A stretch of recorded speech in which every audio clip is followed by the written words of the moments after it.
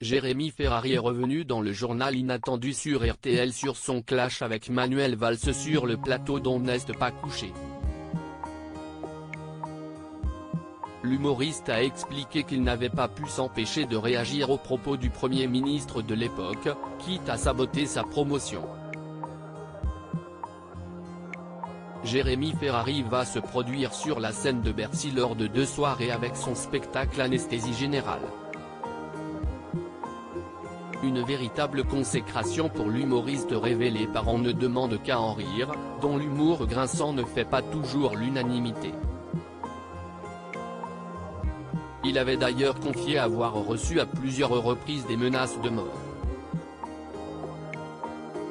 Celui qui n'a pas l'intention de participer à LOL, qui rit, sort, était l'invité d'Ophélie Meunier dans le journal inattendu de RTL, ce samedi 29 avril.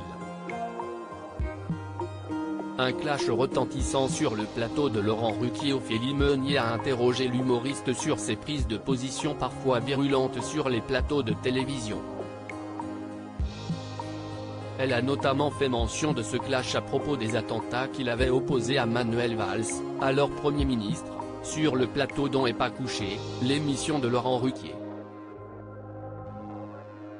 Une polémique qui avait fait beaucoup parler à l'époque. Je vais prendre la parole, vous en ferez ce que vous voudrez, mais je vous demanderai de ne pas me couper, car moi je me suis retenu de vous couper.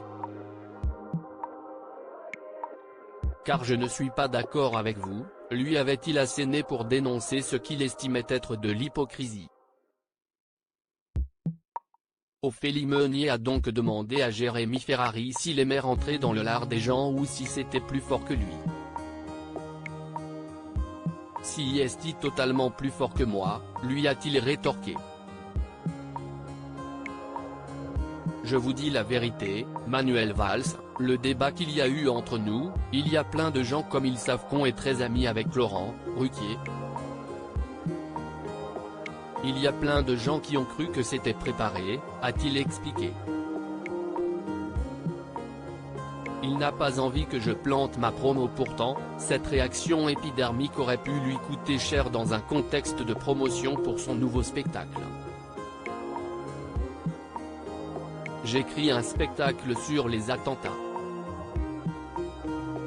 Il y a les attentats du Bataclan, donc tout le monde m'annule les promos, parce qu'on se dit, on ne peut pas t'inviter avec un spectacle qui parle de ce contexte. Ce que je trouve assez antinomique, mais si est-il comme ça qu'on m'explique au départ. Quand je vais faire On n'est pas couché, si est-il ma seule promo.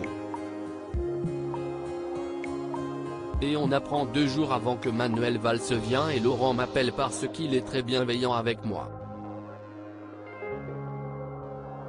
Il me dit, tu fais ce que tu veux, mais moi je te conseille de ne pas rentrer dans ce débat. Concentre-toi sur ce spectacle, tu lances ta tournée, si est quand même ce qu'il y a de plus important, a raconté Jérémy Ferrari.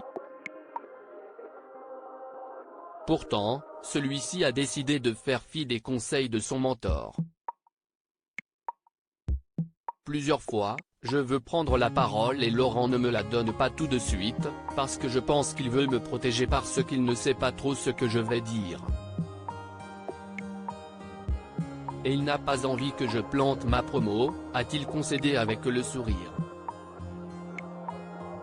Et finalement j'y vais, parce que je l'écoute parler et je me dis si est-il impossible de me taire.